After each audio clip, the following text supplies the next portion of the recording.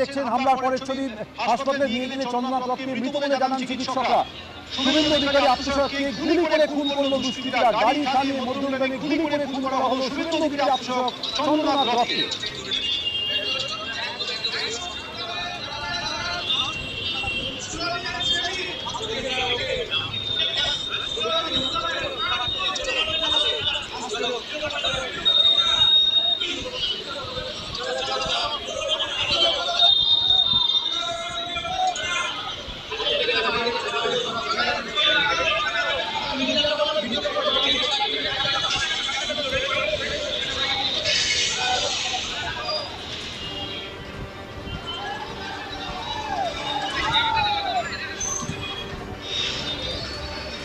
আশঙ্কাজনক অবস্থায় হাসপাতালে নিয়ে যাওয়া হয় চন্দ্রনাথ রথকে। কিন্তু ততক্ষণে তার মৃত্যু হয়েছে বলে চিকিৎসকরা। আবারও চলে যাবো অসুর হালদার আমাদের সঙ্গে রয়েছেন। অর্থাৎ অসুর, এখনো পর্যন্ত হামলার গতি প্রকৃতি দেখে মনে করা হচ্ছে একেবারে পরিকল্পনা করে এই হামলা করা হয়েছে।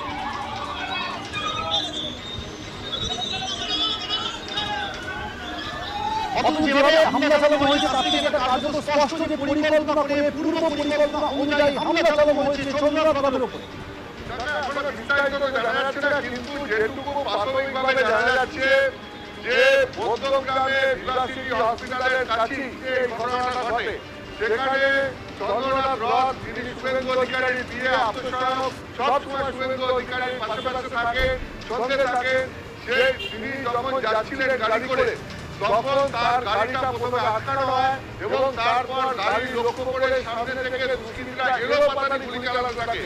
এখন পর্যন্ত যেটা জানা যাচ্ছে চন্দ্রনাথের শরীরে 3টে গুলি লেগেছে এবং যেখানে দুষ্কৃতীরা গাড়ি থামিয়ে চন্দ্রনাথকে লক্ষ্য করে পরপর গুলি করতে থাকে এবং তারপর তার শরীর রীতিমতো গুলিতে ঝাঁঝরা হয়ে যাওয়ার পর দুষ্কৃতীরা সেখান থেকে চলে যায়। এই ঘটনার পরপরই স্থানীয়রা পুরো ঘটনা হতচকিত হয়ে যায়। তারপর তাকে সেখান থেকে নিয়ে খুব দ্রুত কাছে বিলাসিনী হাসপাতালে নিয়ে যাওয়া হয়। কিন্তু বিলাসিনী হাসপাতালে যতক্ষণ নিয়ে যাওয়া হয় ততক্ষণে চন্দ্রনাথের মৃত্যু হয়েছে। হাসপাতালে নিয়ে যাওয়া হলে তাকে মৃত বলে ঘোষণা করা হয়। যেভাবে চন্দ্রনাথ রথ ওই রাস্তা দিয়ে যাবেন এটা দুষ্কৃতীদের কাছে খবর ছিল, বোঝা যাচ্ছে। নাহলে পরে তার গাড়ি থামিয়ে তাকে লক্ষ্য করে ওইভাবে গুলি করতো না। ফলে প্রাথমিকভাবে যেটা পুলিশের অনুমান যে যেভাবে গাড়ি থামানো হয়েছে তাকে লক্ষ্য করে গুলি করা হয়েছে এবং গুলিতে তার শরীর ঝাঁঝরা করে দেওয়া হয়েছে। যখন দেখা গেছে যে তার শরীরে 3টে বুলেট লেগেছে, তিনি লুটিয়ে পড়েছেন, তারপর দুষ্কৃতীরা সেখান থেকে চলে গেছে। ফলে একটা জিনিস প্রাথমিকভাবে বোঝা যাচ্ছে যে রীতিমতো পরিকল্পনা করে এবং এই চন্দ্রনাথকে লক্ষ্য করে তাকে গুলি করে খুন করা হয়েছে। এখন এই খুনের নেপথ্যে কারণ কি আর এই দুষ্কৃতীরা কারা? এরা কি কোনো ভাড়াটের দুষ্কৃতী? এর নেপথ্যে কি অন্য কেউ রয়েছে নাকি এরাই যারা খুনটা করেছে তাদেরই টার্গেট ছিল চন্দ্রনাথ? এবং এই কারণ কি, খুনের নেপথ্যের কারণ কি?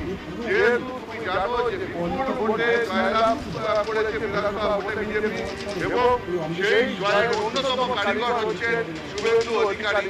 এখন তার বিয়েকে এইভাবে টার্গেট করে খুন করে দেওয়া এটা সাধারণ ব্যাপার নয়। ফলে এর পেছনে কোনো রাজনৈতিক কারণও থাকতে পারে। এখন রাজনৈতিক কারণ থেকে থাকলে সেই রাজনৈতিক কারণটা কি, যারা এর পেছনে রয়েছে, চন্দ্রনাথকে খুনের পেছনে কারা রয়েছে, কারা তাকে টার্গেট করে খুন করলো, কেন খুন করলো, এই সমস্ত বিষয়গুলো এখন পুলিশি তদন্ত সাপেক্ষ।